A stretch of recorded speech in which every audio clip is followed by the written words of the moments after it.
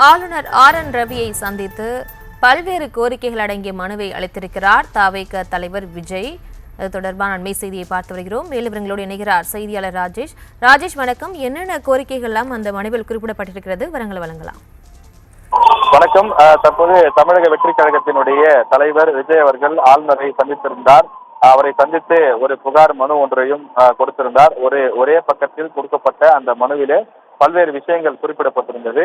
குறிப்பாக அண்ணா பல்கலைக்கழக மாணவி உள்ளிட்ட அந்த பல்வேறு விஷயங்கள் தொடர்பாகவும், குறிப்பாக தமிழ்நாட்டின் சட்டம் ஒழுங்கை பாதுகாக்க வேண்டும் என்றும் அனைத்து இடங்களிலும் பெண்களுக்கான பாதுகாப்பை உறுதி செய்ய உரிய நடவடிக்கை மேற்கொள்ள வேண்டும் என்றும் வலியுறுத்தி இருப்பதாக அவர் குறிப்பிட்டிருக்கின்றார்.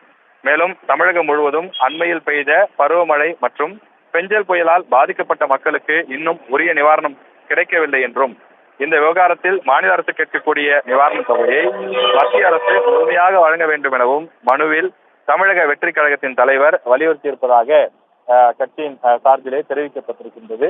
இந்த விஷயத்தை பொறுத்தவரையில் அதற்கான வீடியோ தற்போது வெளியாகி இருக்கின்றது. ஆளுநருடன் நாம் முன்பே குறிப்பிட்டது போல 3 பேர் மட்டுமே, அதாவது விஜய், அதைத் தொடர்ந்த கட்சியினுடைய பொதுச் செயலாளர் மற்றும் பொருளாளர் ஆகிய 3வரும் ஆளுநரை சந்தித்து பேசியிருக்கின்றார்கள். இதுல ஒரு 10 நிமிடங்கள் மட்டும்தான் இந்த சந்திப்பு நடைபெற்றது என்றும், அவர்களிடம் அந்த புகார் மனுவை பெற்றுக்கொண்ட ஆளுநர் மற்ற சில விஷயங்கள் தொடர்பாகவும் ஓரிரு நிமிடங்கள் மட்டுமே பேசியிருக்கின்றார்.